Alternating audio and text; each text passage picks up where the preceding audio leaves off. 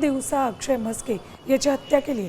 अक्षय म्हस्के हा वनराज आंदेकरच्या हत्येतील संशयित आरोपी आकाश म्हस्केचा सख्खा भाऊ आहे। आतापर्यंत आंदेकर टोळीने हत्येचा बदला घेण्यासाठी तिघांची हत्या केली।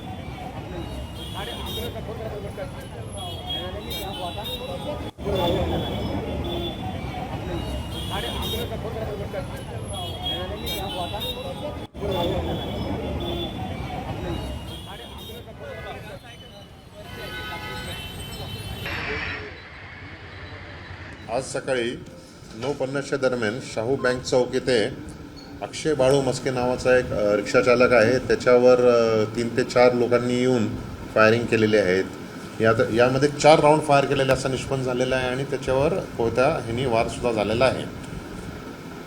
जो जखमी आहे त्याला तात्काळ हॉस्पिटलला नेण्यात आले आहे आणि त्याच्यावर आता उपचार चालू आहेत। आरोपींचा शोध घेत आहोत आणि खात्रीशीर हा लगेचच आमचा हे आहे की डिटेक्ट होऊन आरोपीसुद्धा अटक केले जातील।